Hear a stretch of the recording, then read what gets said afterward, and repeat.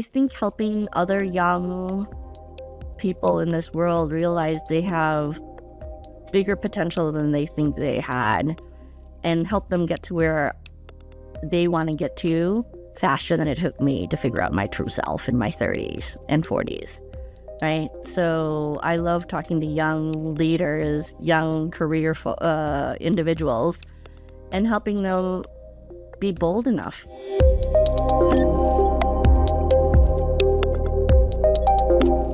In this episode, Dao takes us into her one-away moment, a story of loss, resilience, and finding purpose in the places we least expect. From confronting grief to rewriting her identity, Dao's journey reminds us that healing isn't linear, and meaning is often born from pain. Stay with us until the end. This conversation may shift the way you see yourself, your struggles, and what comes next.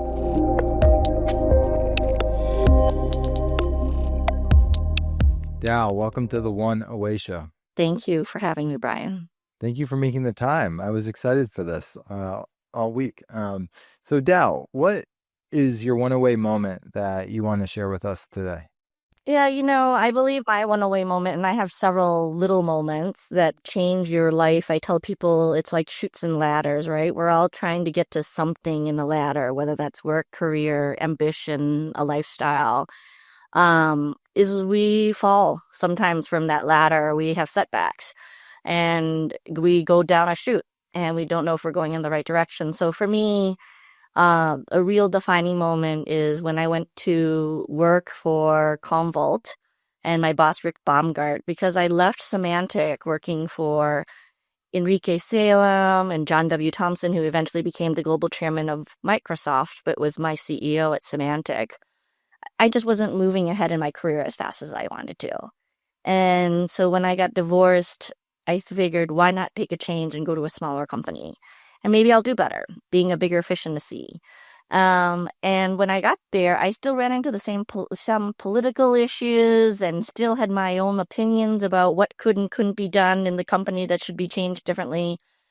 And I was just lucky to have a boss who was willing to give me, a heads up that I wasn't really fitting into the culture of the company. And maybe one day, instead of being a corporate America CXO at a Fortune 500, I should start my own business.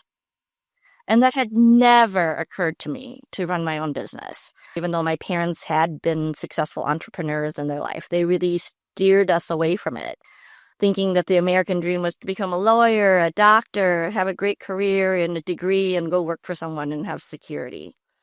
But in all honesty, security isn't there when you work for someone either. As I've learned over time, and you can't create your own destiny unless you are your own entrepreneur in so many ways. And when he opened that up and said, I'm going to give you 6 months to think about it and not, go off and take some time off before you get fired or let go, and consider what you would do as an entrepreneur. That was the defining moment for me. Someone who was willing to tell me that I wasn't fitting into an aspiration I thought I was going towards. He saw my strengths and my traits and said, look, you're ambitious enough, you're smart enough, you're resilient, you don't take no for an answer. Why don't you try this thing? So, I want to talk about what you ended up trying and where you went directionally. I also want to double click on something you said I thought was super insightful. You said you felt or knew inside that you weren't growing as fast, or maybe you weren't in the right position. For the other future entrepreneurs out there, women in your future shoes, women that are going to be the next Daos of the world. Like, how? I guess my question for you is how did you know you weren't growing in the way you wanted to? And then my second follow up to that question is, what did you think you should have been doing more of, or better, or differently to be in the right kind of role? Well, I don't know about what should you've been doing, but I saw myself running into having opinions about other departments than just sales. Maybe that's the best way, right? So in big corporate America, in many places, you want to be able to give your thoughts in marketing and other areas of the business. And when people don't want to listen to you, you go, well, is that worthwhile? Or should I go somewhere that really people want to be able to look at my other viewpoints outside of my quote unquote role and job? So culturally, there are lots of companies out there who are willing to let you come in and give your opinions and work across departments. But for me, I think I had so many opinions on how things should be done outside of just selling, that I was feeling confined, and I didn't want to just be a sales rep for the rest of my life.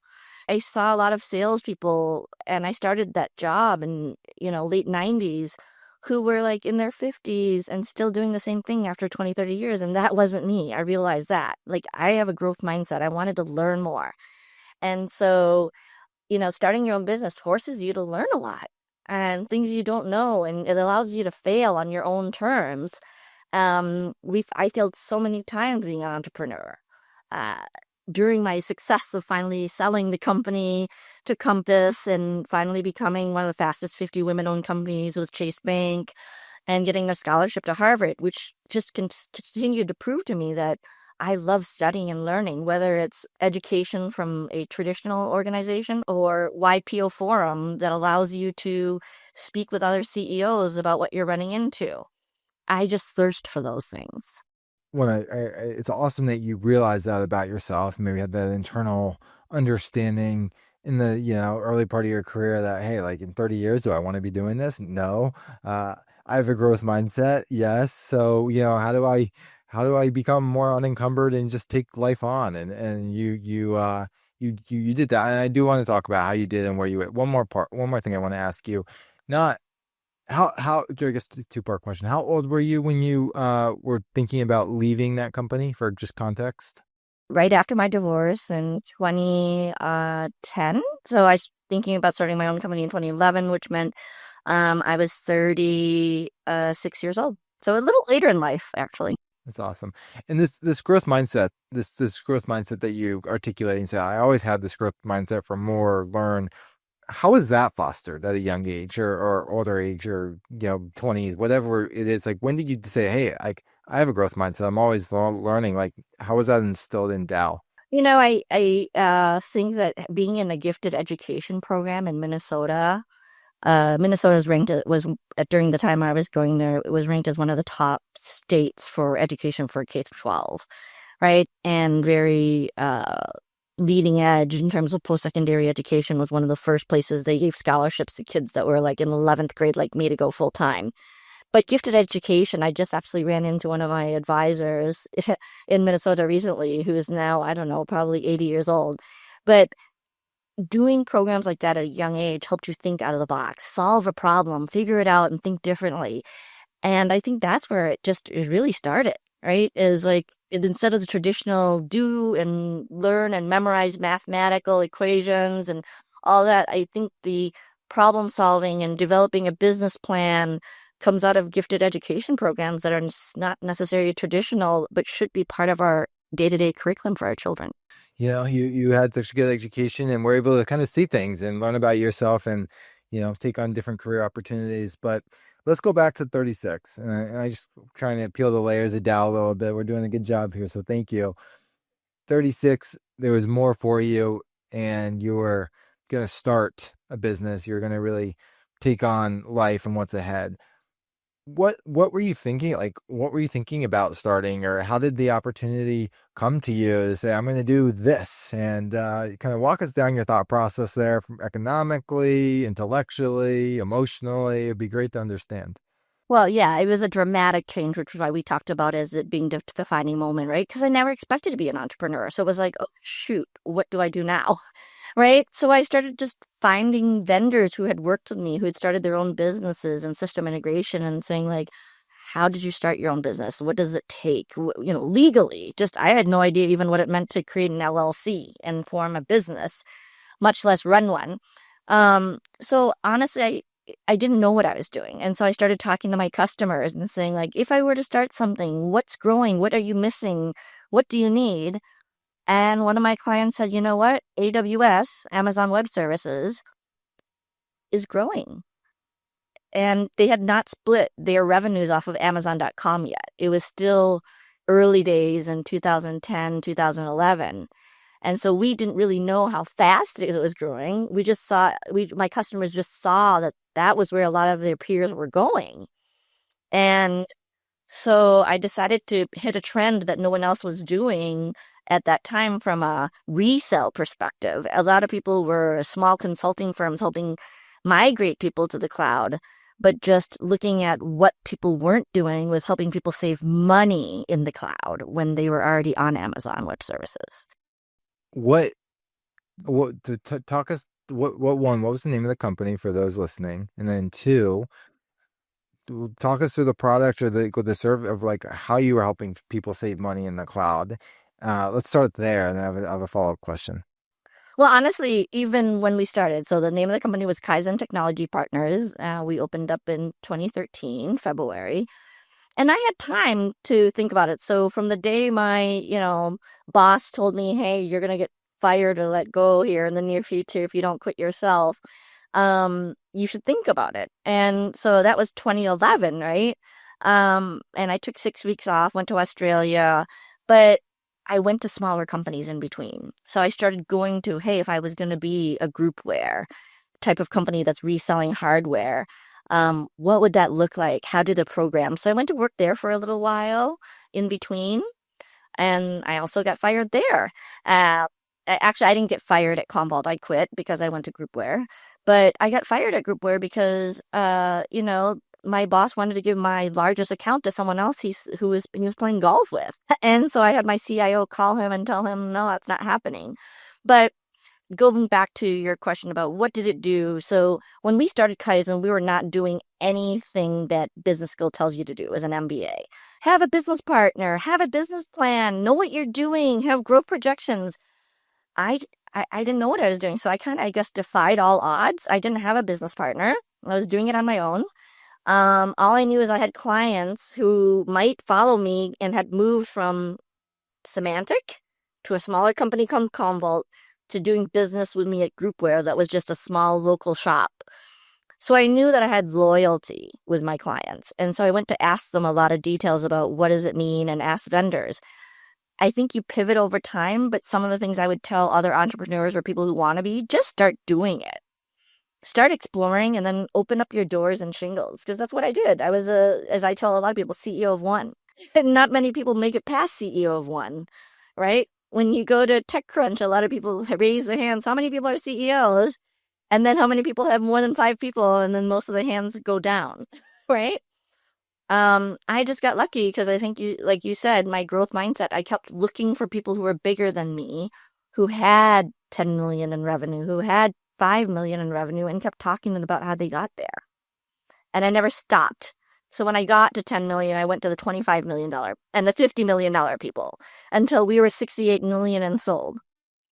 Well, first off, the incredible journey. I mean, it's amazing that you were looking at people, light years ahead of you at every start, but maybe didn't even have a business plan to start. You just saw an opportunity and went fully for it. And Kaizen, great name by the way, was the opportunity to really double down. Now, you talked about being different, right? You talked about, hey, I'm not just going to help people, migrate to the cloud. I'm going to help people save money in the cloud. Um, what were you doing that was so different? What were you doing to be able to, one, help people do that, and then two, like, how did you find your market? Like, what was the go to market strategy? I mean, in you built a big company like and quickly. So I'm just curious, like, what the go to market was, and then the process of helping people save money in the cloud. Honestly, I think a lot of people build businesses because they think they have a great idea. And I built my business because I went to talk to my customers and tried to find out what was missing. And the thing was, Amazon was growing so quickly that they couldn't figure out how to strategize and budget and plan their growth month to month. And so as you talk to customers and then you start to hear vendors who can do these things that are startups, my biggest value was customers, right? I just needed to introduce these software products or run the software products for them and sell it. And that's what made us grow so much was people weren't used to giving you their bill. They were used to going to AWS and pay directly on their credit card as a corporation. And that's how AWS grew. But there was a channel partner program. So I just had to figure out how to take the friction out of people, one, being educated that partner bills coming from partners would not ruin their position with AWS. And then what value add could we add to it to make it lucrative to them? And so our company grew because the AWS bill grew. We had clients who were 4 million a year. We kept them optimized by using these software products we would run into around the world from Israel. We were the first reseller of Spot Inst in 2015, 2014. It was an Israel company that helped you basically navigate and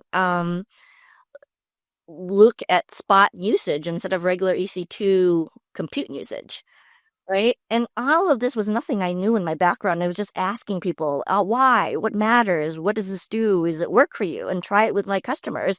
And when the product worked, we started just selling it more to more and more customers. But what grew us was everyone's bill was still growing dramatically. So when their bill came to us, as their bills grew, even though we helped them reduce it, we were reducing the cost by, let's say 10, 15%, but their bills were growing by 100+% at a time because their companies were growing. It's cool. It's neat that, I mean, it seems like it was, if I'm hearing you correctly, Dow, it's this constant iteration and tweaking. It was asking a lot of questions, going right to the source of your customers. And then, hey, like, let's take the friction out and make this whole, AWS expense a little easier to manage. I mean, what a niche, right? Yeah, we had a lot of clients saying to us, I don't believe this. What's the catch? Where do I lose here? I mean, there were minor little things that, were different, but other than that, we took enough friction out that it was almost a no-brainer for a lot of clients. Let me ask you another thing. I mean, your curiosity clearly very much shows here. You said before you started, or at the beginning stages of this company, you said everyone was helping people migrate to the cloud, but nobody was helping people save in the cloud. The question I'm trying to ask you is this, like, how did were you looking to intentionally uncover like something that was very non-obvious, like the divergent thinking to like uncover that, and the questions and the things that led to it? I mean, sounds like, I mean, maybe you have to roll over a lot of rocks to get that, but I'm just curious, like, what informed that process of saying, I'm not going to be like everyone else, I'm going to do something different, and that turned into a $60 million business? I mean, it's wild, right? So I'm just curious, like, where the light bulb went off for that to happen. Yeah, like you said, even in the beginning, to be honest, when I first did my company, I took any order. It wasn't necessarily having to be AWS. It was anything we could do to sell renewals of software. So you're right. From the beginning of our company, we weren't necessarily focused on just cloud computing. We were just looking to make money to pay the bills, right? And but we knew what our number one focus long term was going to be, how to be a bigger AWS partner. And that comes from, like you said, research from clients. Whether it was we were going to migrate differently. The answer could have been, we want this migration differently than everyone else is offering it to us, right? It could have been that. And my revenue growth might have been smaller. But the answer we were getting from people was, we are worried about our spend on AWS. So go look for answers for us. So then we went and did networking and looked for answers and tried to find something unique where our partnership with them made sense. So I would say always a product is always, and company is always more valuable when you can see a need in the macro economy. Well, no, look, I think it's remarkable that to like find that sliver and that edge. And yeah, maybe you didn't take everything from AWS to start, but just the thinking about it differently in an industry that was, you could see, but to be so different, to scale something at the size that you did, I think is what is quite remarkable. 4 to 5 years to be only AWS. We stopped selling hardware, we stopped doing anything, but we knew what our goal was long term. Yeah. And what about, so you talked about goal long term, is actually kind of beat me to it. What was not so much the goal for the company long term? I mean, the company's, sounds like it was a good success. I'm sure you had all your ups and downs, and feel free to speak to any of them. But Yeah. yeah, I'm sure you don't get scarred without doing this. But for you, Dao, what was motivating you long term, like beyond the company? Like, what was driving you to make this successful, or what in your life do you want to ultimately achieve, have because of the company? as a Vietnamese immigrant who had to leave a war with her parents and nothing in their hands in 1979, I think the ultimate goal was to be financially stable and to be able to create uh, enough for your children so that they could do whatever they wanted. And most Americans would, even if they weren't refugees, right? But I was a single mother of four when I started this business. I had gotten divorced when I left for Semantic to go to Commvault and then learned that I wasn't making it in the corporate ladder, right? The ultimate goal was to make sure that I had sustained enough foundation for my children, my four children, to really go to a good college and then for me to prove that I didn't need to be married to be successful and financially stable. I didn't need to be married to be financially stable and successful. Like, tell me more about that statement. Yeah, I mean, I think, it's really nice when you have a partner who both of you are bringing in a double income, and then one person can be risky in their role, and the other person can be more the safe player in a role, right? And that's a nice luxury to have. I think that's what a lot of men, for example, go off and be an entrepreneur and let their wives, or vice versa, the wives can do it and the men have a stable job, um, but I didn't have that. And I still needed to be able to afford and give my children a lifestyle that my sisters were who were married, right? And my parents who were married. So it was like having to do double work as a person to ensure you could provide for your kids because I couldn't rely on my husband long term. I mean, he was a provider, but like you never know. He was having another wife and more children and doubled his number of kids. Like, you never know. You just have to rely on your one piece that you have, which is you. Fierce independence, Dao.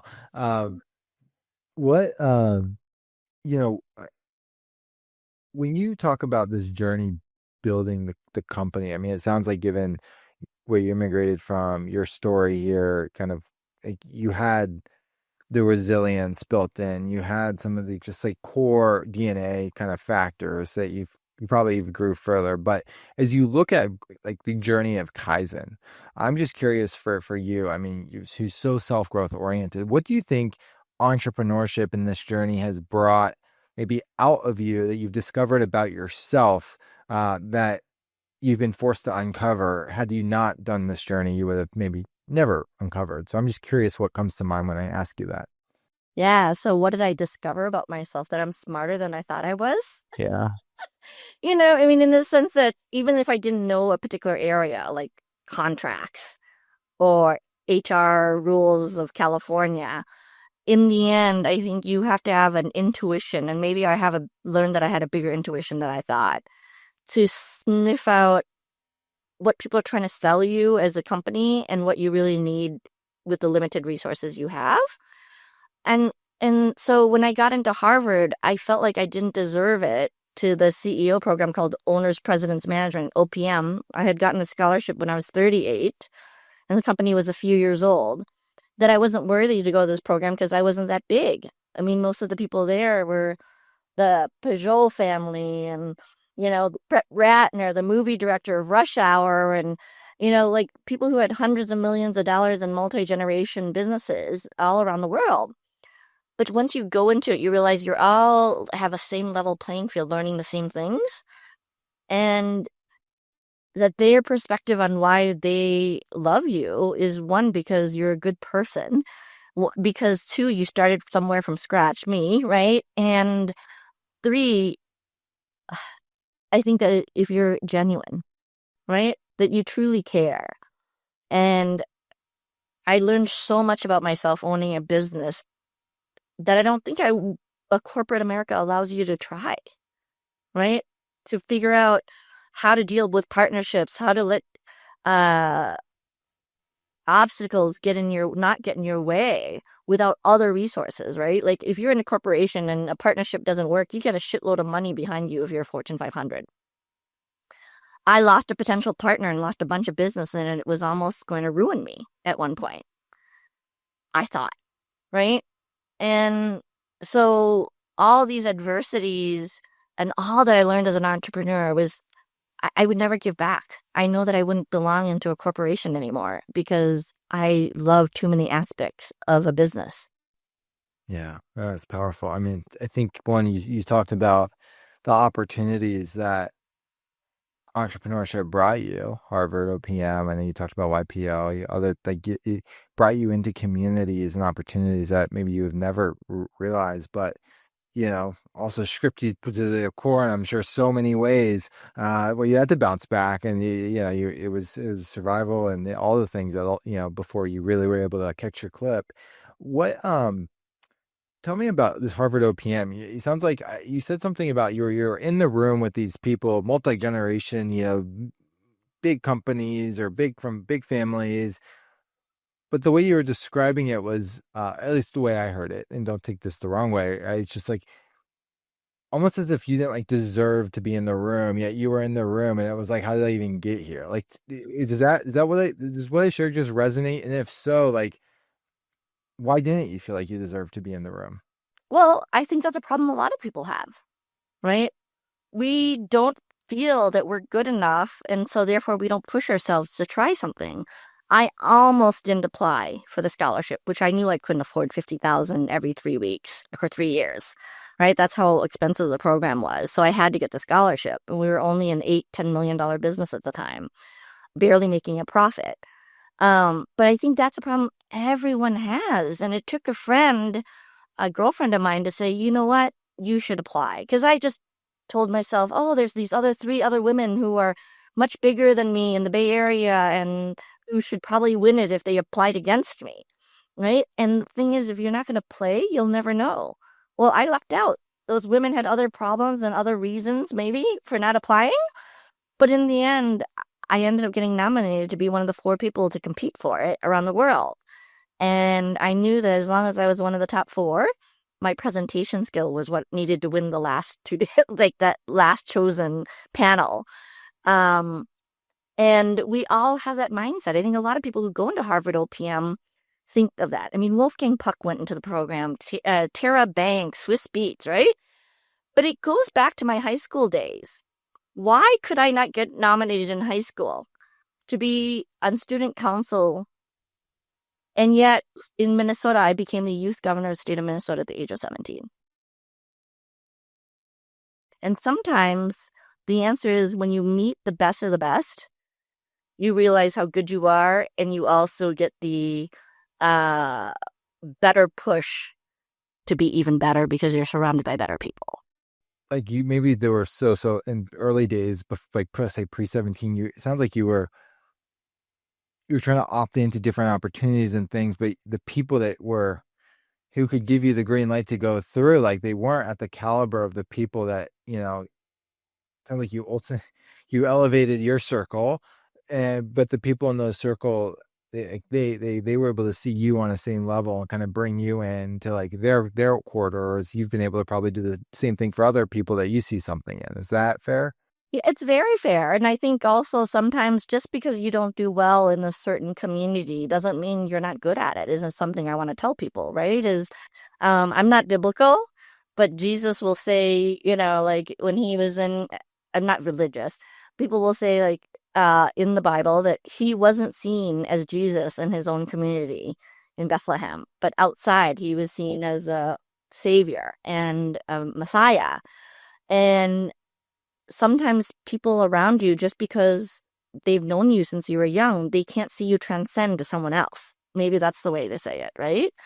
And they can't see your growth. I mean, Jesus had to grow and learn before he could become who he was. And I think so sometimes when you're in a community that they've known you as something else, they don't see you as the potential. So you need to find those people who see that potential of you that don't know you in the past or can see that future. And that's what Rick Baumgart at Commvault saw in me, was the future me, which could be an entrepreneur. Or now everyone can't see me as a CEO, but the day I opened up Kaizen Technology Partners as a CEO of one, everyone was like, what are you doing? Why are you doing this? And I'm not sure I would ever go work for you or invest in you. But 3-5 years later, the people who said, I don't understand what you're doing and I didn't believe in it, comes back to you and says, oh, I get it now. Can I join you now? That must be really special to see. I really like what you said too about the people closest to you can't always see you transcend. Uh, and it's like you went through your own, in a way, probably transcendence, right? From, career to building, scaling a company and all the hard work that went into it. Um, so I have a build on question on this is if we can keep going. You said something at the beginning about Hoffman and Landmark, uh, two programs. I mean, I've never been through them, but I've known a lot of people have helped me who have gone through them. So I feel like I've gotten tastes and shadows of the programs, uh, both very emotionally enriching, both very, forced to learn a lot about yourself in the hardest of ways and painful ways, but liberating in some sense. What, how have those programs played a role in, let's just say, the transcendence of Dao personally? I would not be the person I am today without those programs.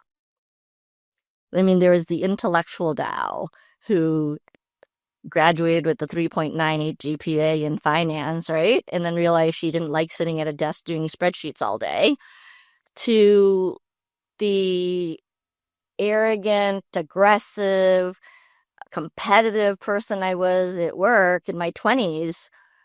Taking Landmark and Hoffman really made me realize that some of the skills we think make us successful in our early teens and 20s aren't the ones that help you build a business and help you relate to people, even from a relationship standpoint, right?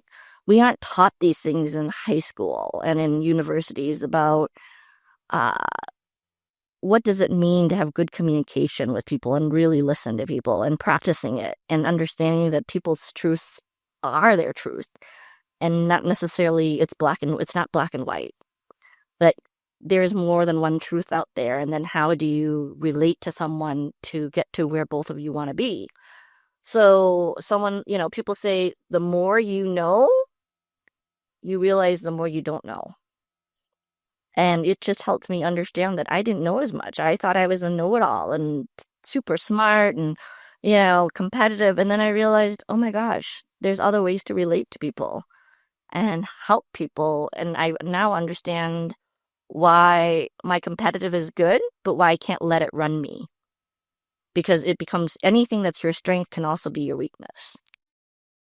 I mean, what self-awareness to, I think, realize, hey, I'm not the smartest person, or hey, like I need to unlearn a lot of these behaviors because it's going to help me show up in the world in a much better way. I mean, it's interesting you described yourself as arrogant, or an arrogance, because I mean, I mean, obviously, we've only had a couple chats, but maybe that's the last word I'd use to describe you. I mean, so it sounds like there's been some humbling around, your journey to, to where you are now. I mean, it's crazy to me that you'd say arrogant, but that's just my perspective.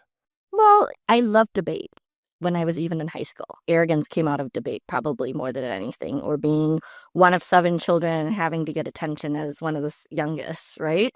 Um, but yeah, I mean, sure, we all have beliefs in ourselves. Maybe that's a better word, right?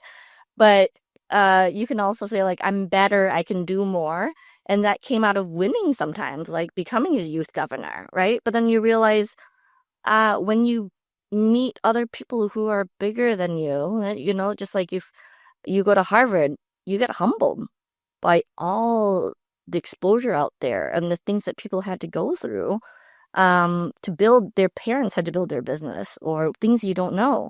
I mean, been humbled in so many ways. One of them is losing my daughter 2 years ago. I mean, to just build on this, you also, if you don't mind me sharing or asking, you went through a lot of personal loss in a pretty short amount of time. Um, will you be open to sharing kind of about that journey and what you've kind of gone through recently?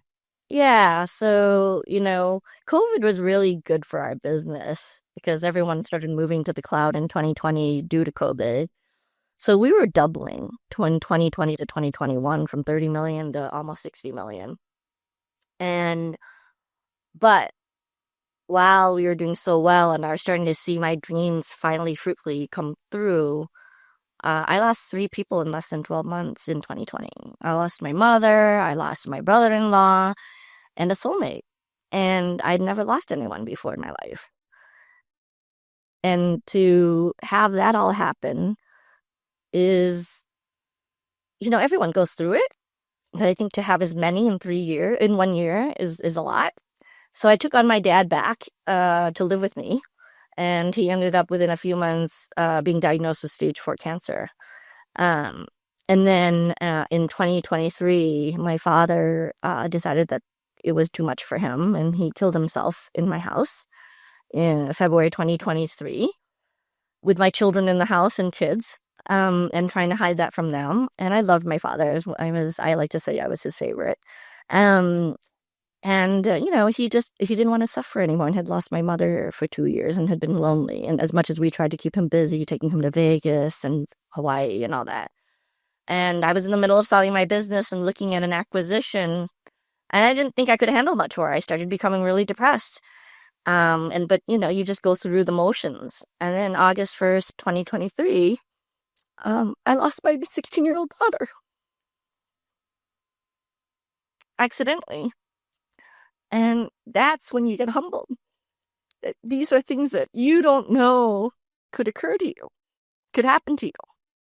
When the signs aren't there, she was not suicidal, but kids do stupid things, and it takes you to think about, would you give up all your business and all your success to have her back? And the answer was yes, but it's not something you can do. So you look and think and say, well, what would she be how could I make this tragedy helpful to others and the rest of the world to learn? And I started doing speaking events 7 weeks after she died. One, to make sure she and her spirit was well known because she was a mini me. But two, it was a way to heal myself, to be able to talk about being a teenage pregnant mother when I had a full scholarship and quitting my schooling. And then getting a divorce when I didn't expect I would get divorced ever, because I thought I had married the love of my life.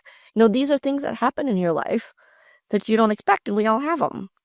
But it's what we do with it afterwards that matters. And so I think that humbles you, is knowing that, there's a term called wabi-sabi from the Japanese philosophy, which is the belief that nothing is permanent and that there is beauty in imperfection.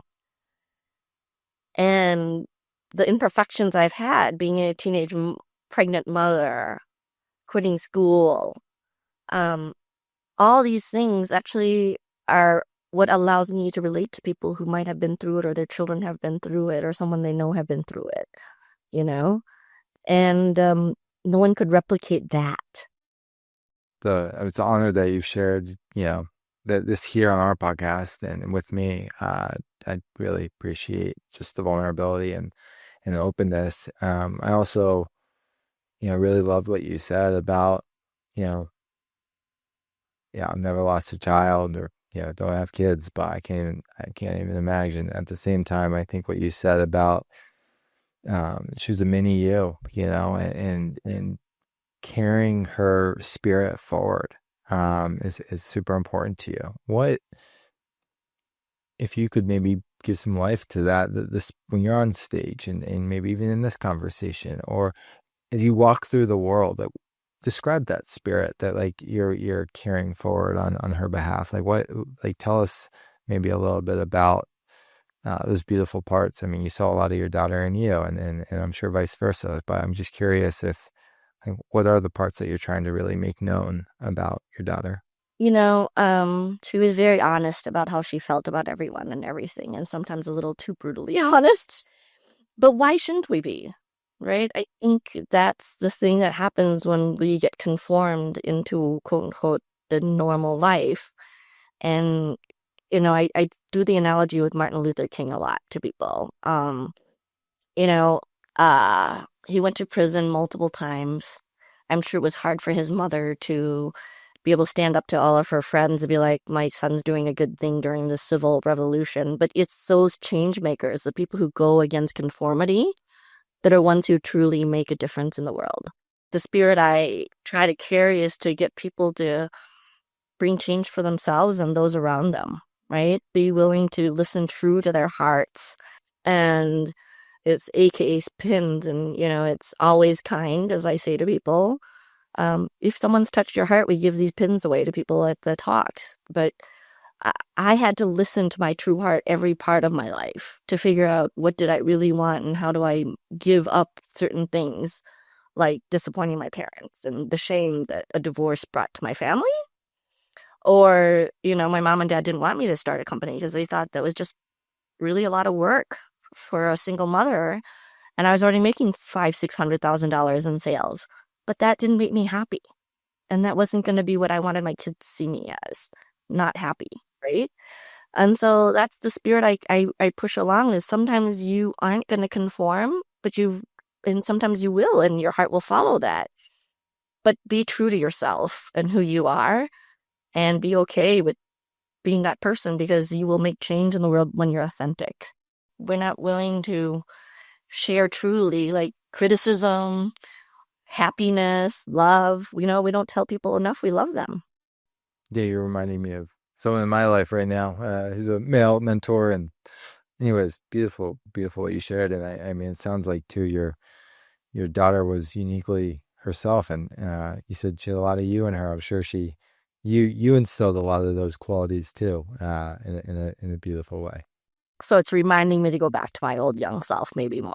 If you're a founder looking to grow without raising capital or giving up control, Relent is built for you. Founded by entrepreneurs who've scaled without outside funding, Relent helps companies find and retain talent, lower operational costs, and reinvest in growth. We've hired nearly 10 team members through Relent and streamlined our entire cost structure, freeing up capital to put toward what matters most. Even small teams can set up offshore operations quickly, compliantly, and without heavy infrastructure. With deep expertise in the India-US corridor, Relent combines cultural fluency with operational rigor and guides everything from team design to long-term scaling. Grow on your terms and start with Relent. To learn more, visit relent.team/arcbound. That's great. Yeah, that's awesome. Well, I appreciate you giving light to that. And I mean, tell us about, Dao, you sold the business, you've overcome more hardship in the last, few years than most ever want to go through. Hopefully, it's a season that we have a beautiful, beautiful next 20, 30 years ahead without all what you endured again. But as you look out at the next few years and the person you want to be in the world, the people you want to impact, the things that you want to be doing, what does that look like? What is that tangible impact and desire that you want to do, given what you've overcome, achieved, gone through? Who's Dao 2.0, so to speak?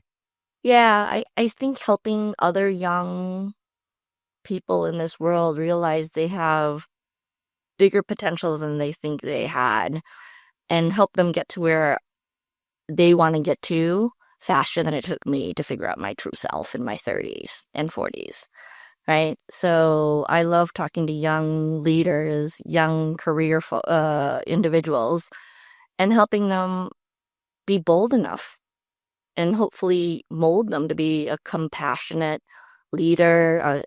We call it conscious capitalism, whether it's in for-profit or nonprofit. And, hopefully be able to make some changes like the 22nd Amendment, so we can have a president who can not be from the United States and come when they're young and run for president just because our founding fathers weren't from the United States and yet they got to be president, Are you telling us that you're running in a few years? I mean, I'm fine. I'd be like, finally, we have someone legitimate to run. It's great.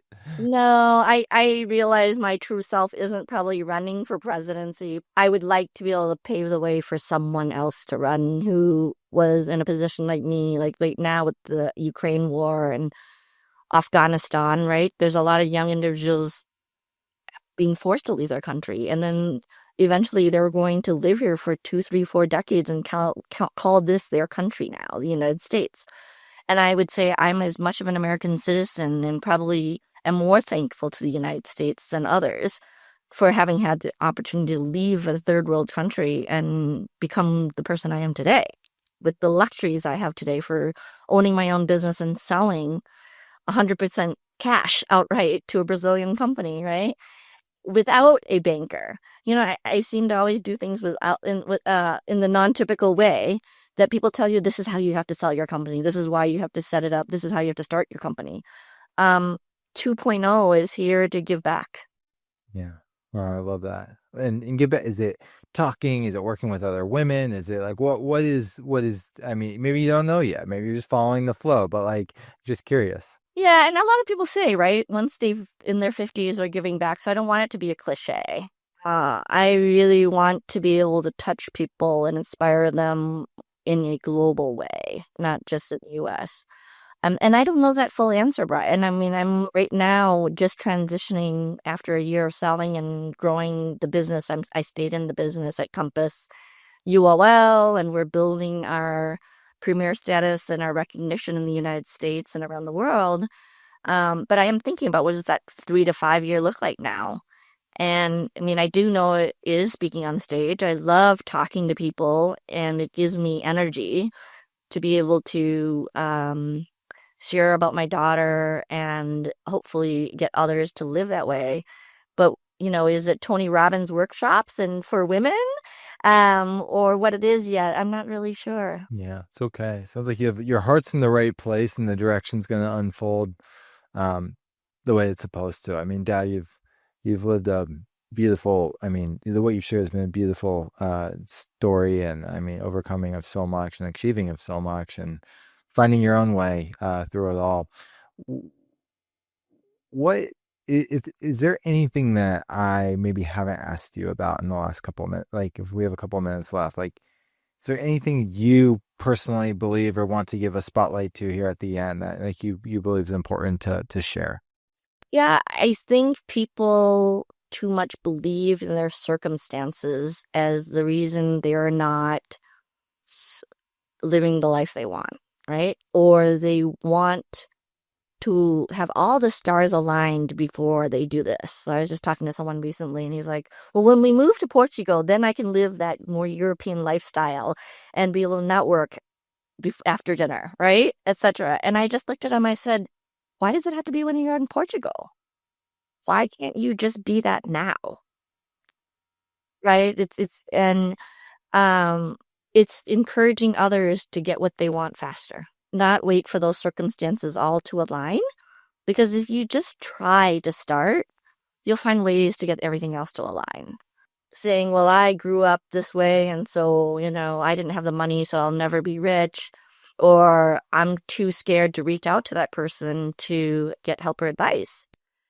And quite honestly, those people like myself are waiting to hear your story and waiting to hear how we can help you. It might not be me, but I definitely know someone who can help them, right? And I just think that is what keeps people from living the dreams they want, is themselves being scared or waiting for everything to align, and they shouldn't. Well, I was writing down a couple of people in my orbit that I think might be fun for your next chapter. But yeah, this has been a treat. Thank you for taking time. I know it took us a while to get here, but it's worth every minute. It was shared so beautifully, and I'm excited to share it with the world. Where can people find you? They can find me on LinkedIn at Dao Jensen, so it's DAO, last name is JENSEN, or just send me a WhatsApp at 1-415-515-1909. I know everyone thinks I'm giving you a number where someone will be a robot AI, but it's truly not. As long as they explain and tell their story, right, and what they're looking for. A lot of people just don't know what they're looking for and want help, and it's hard to help someone when they're not clear. It's beautiful. Well, thank you. Thanks for your time.